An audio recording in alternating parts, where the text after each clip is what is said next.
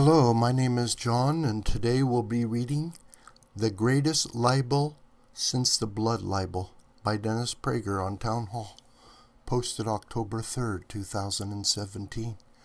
Dennis Prager is the founder of Prager University, which is getting 500 million views on YouTube every year.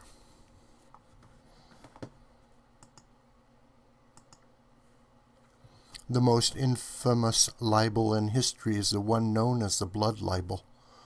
This was the medieval lie leveled at Jews in some European countries that accused the Jews of killing Christian children to use their blood to make Passover matzah. As the author of a book on the history of anti-Semitism, Why the Jews?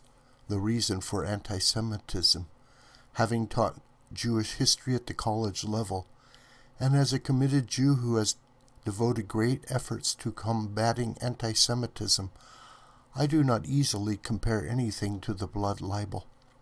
But perhaps the second greatest libel, and certainly the most widespread, is that America is a racist country that oppresses its minorities and women.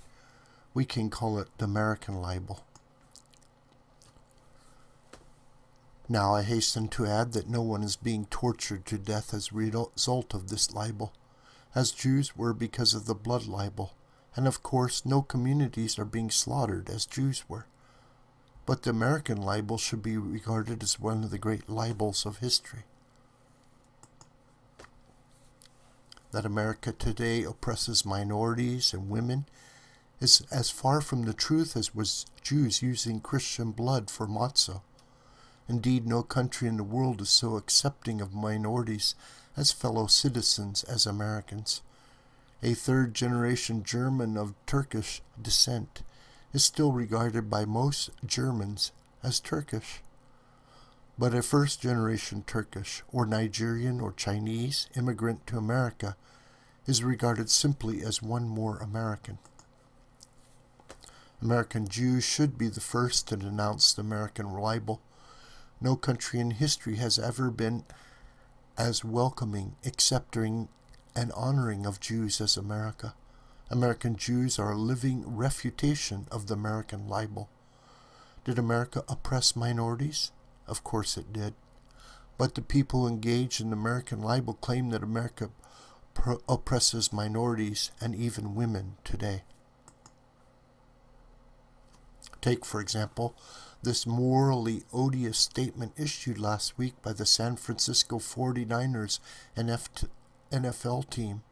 For more than a year, members of our team have protested the oppression and social injustices still present in our society. Or a column by a Muslim writer in the Huffington Post. The oppression they blacks face is much greater than the bigotry a Muslim face. It is racism and oppression rooted in our culture. Last year, ESPN's Paul Feinbaum said on air, "This country has issues, but this country is not oppressing black people." After being widely denounced 2 days later, Feinbaum felt it necessary to issue this abject apology. "I could spend the rest of my life trying to talk my way out of it, but I can't. I blew it. I simply did not have a good grasp of the situation. I know better. I've lived in this country. I see what is going all across the country from north to south, east to west, and I have no excuse. All I can say is that I made a terrible mistake. I'm trying to express a feeling that I I had no right to express." The headline of a column by Washington Post columnist Cortland Milloy, "In America, racial oppression is not ancient history." A headline of another Washington Post column, "How Blacks oppressed by white supremacy can find a path to liberation." Such examples are endless. America oppresses blacks, Latinos, women, gays, and everyone else who is not a white, male, heterosexual Christian. It's a great lie, but it is the dominant narrative of the society, and as lies are root of evil, this lie must lead to something awful. It has already begun to. First, vast numbers of non-whites are being raised to believe that America hates them. This should be considered a form of child abuse. Second, the charge that America is a land of oppression has utterly cheapened the word oppression. The truly oppressed of the world will have to find a new word to express their condition. If blacks and women of America are oppressed, what word shall we use to describe the condition of Christians in Iraq or Egypt, of gays in Iran, of women in much of the Muslim world, of the untouchables in India, or the Kurds in Turkey? But worse is yet to come.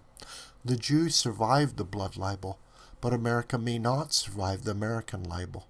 While the first libel led to the death of many Jews, the present libel may lead to the death of a civilization, indeed the least oppressive era ever created.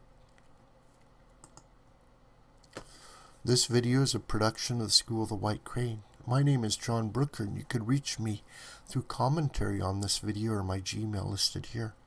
Please share this video with family and friends and on social media. May God richly bless you.